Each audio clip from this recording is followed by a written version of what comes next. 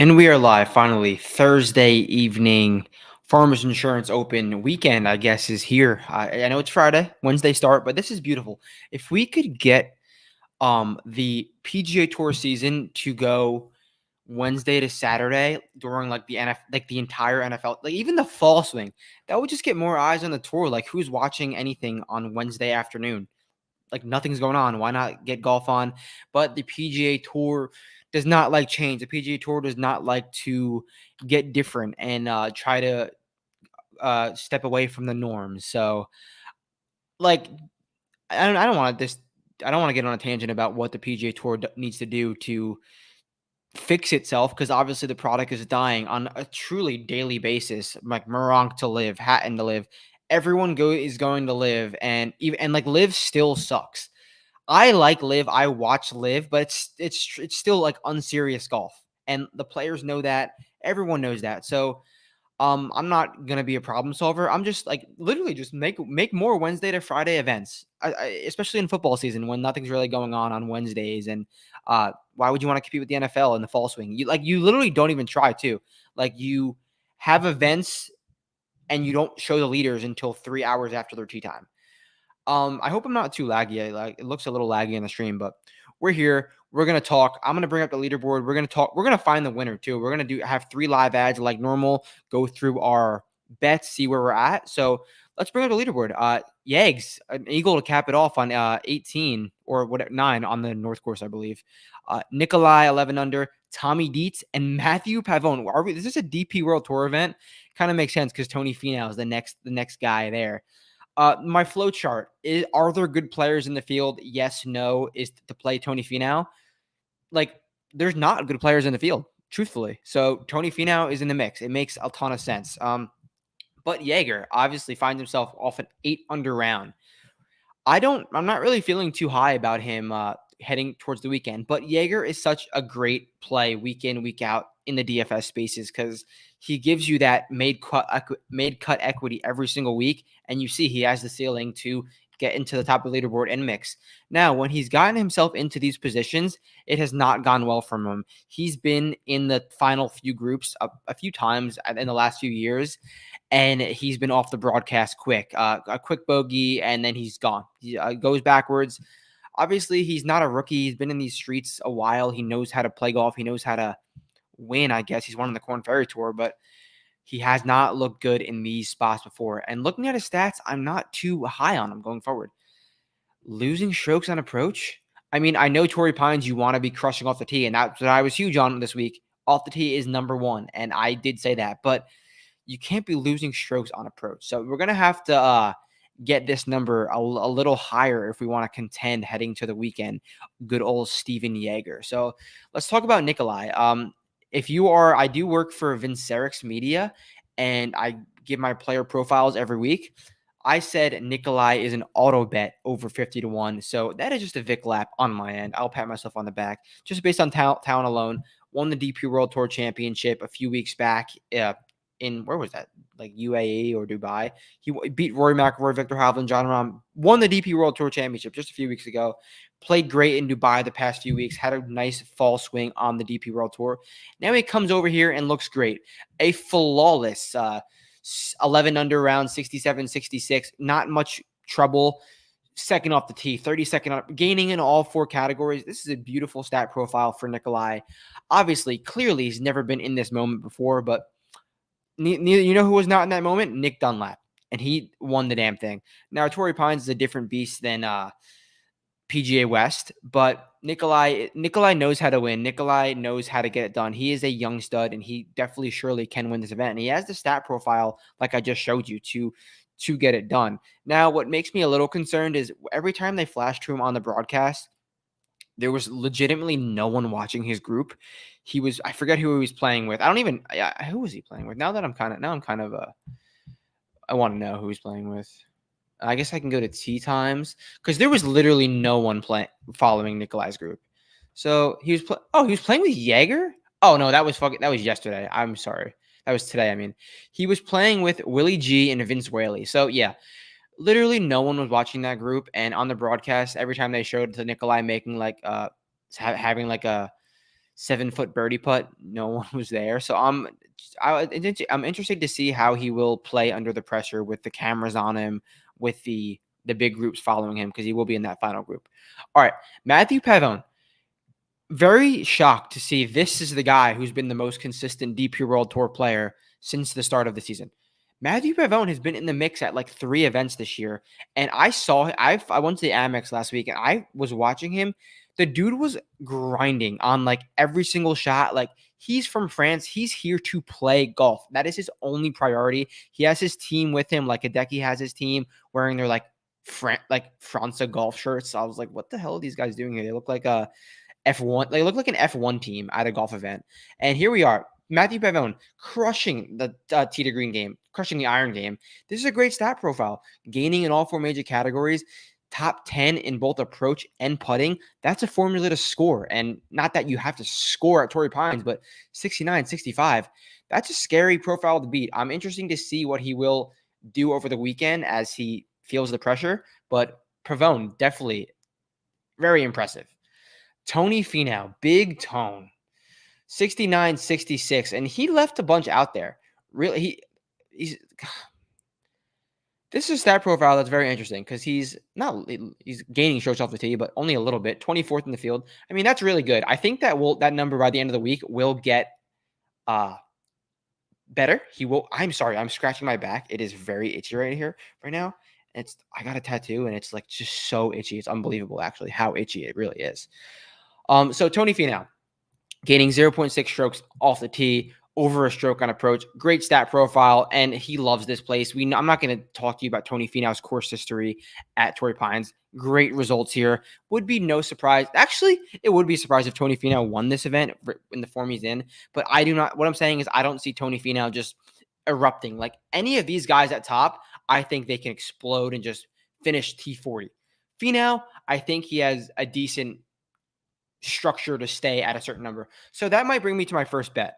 What is Finau's top 5 or top 10 number even? Just Finau to finish in the top 5 plus 140. Top 10, if it's under minus one.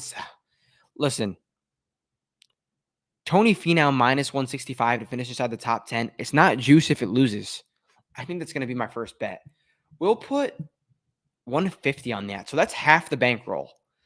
I give myself $300 every week to do in live bets. So that I'm going to put half of that right on Tony Finau. He's got a great stat profile. He's obviously the class of this top 5. Let's see. Okay, so let's put it in there. Live ads. Finau, T10. Where are we? Let me zoom in a little bit also so you guys can see. Zoom in, 150. Finau, T10 minus 165. Okay, we got 150 on that. While we're here, let's go through our bets. Obviously, we lost this matchup today. Justin Suh, minus 115 versus Tristan Hadley.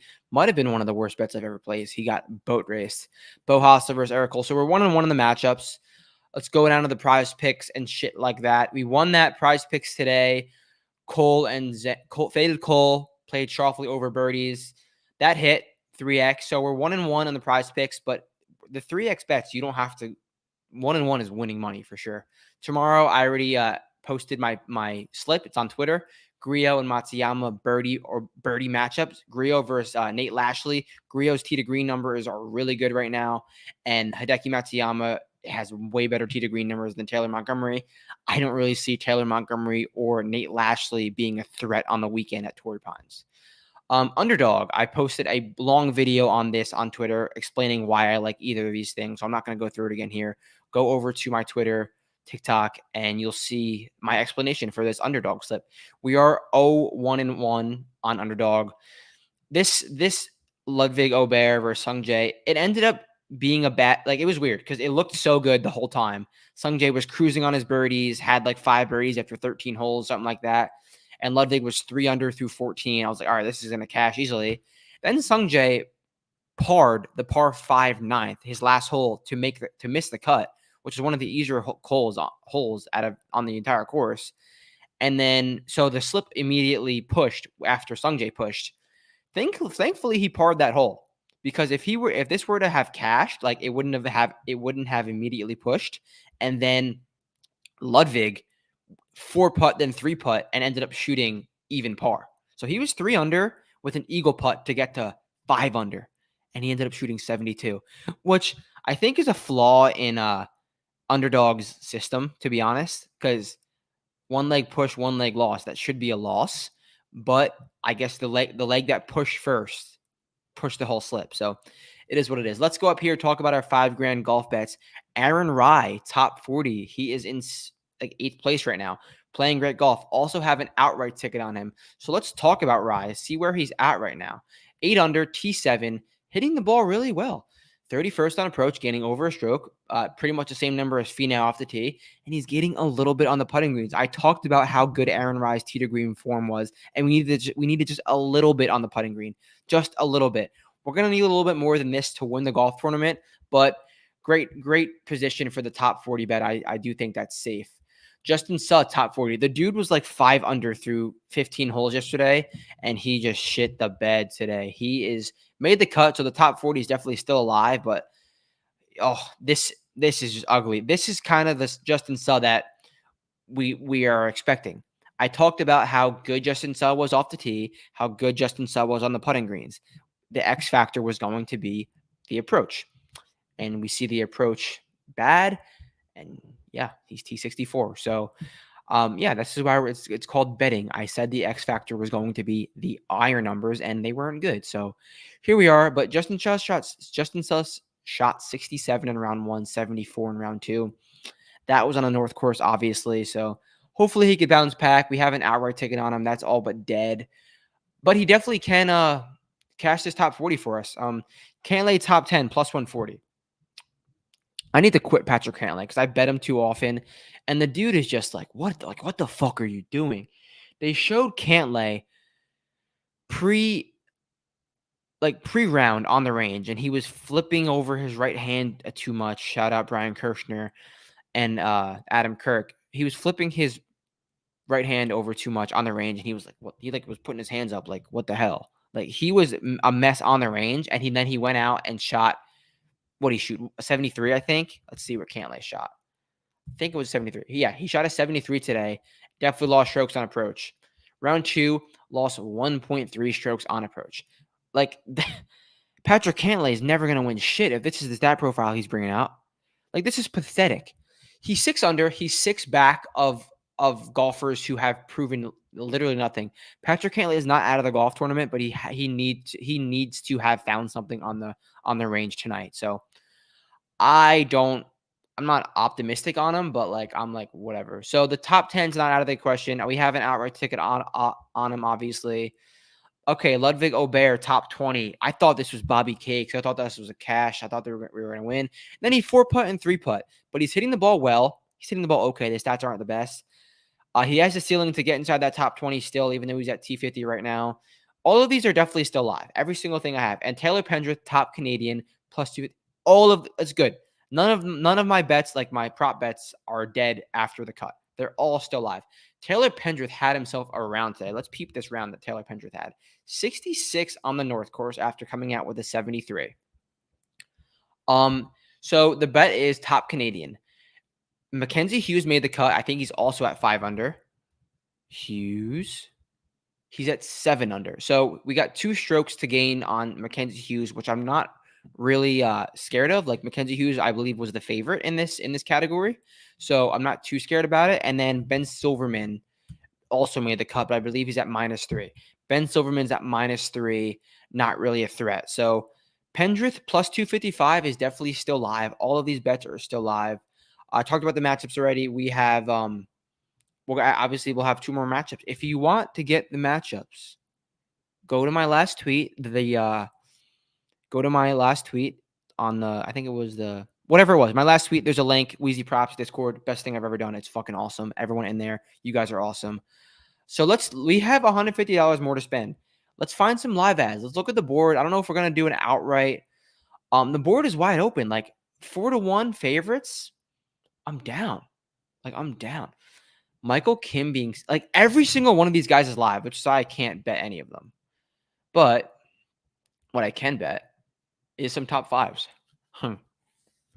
So I'm kind of looking, maybe like I think I want a long shot top 10, like someone to come out of here and finish inside the top 10. Last week in this show, we didn't do a show, but we posted the bets. We did Tom Hoagie and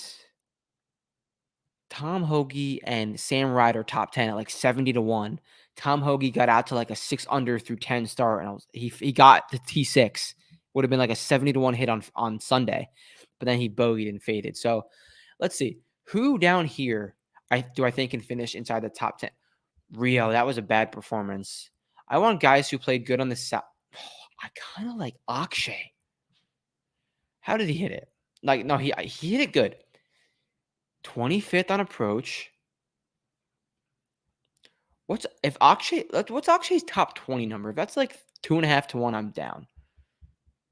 Because this is a tough course to make up ground on, is what I'm saying. Bhatia top 10, top 20 is plus 500. Holy meat.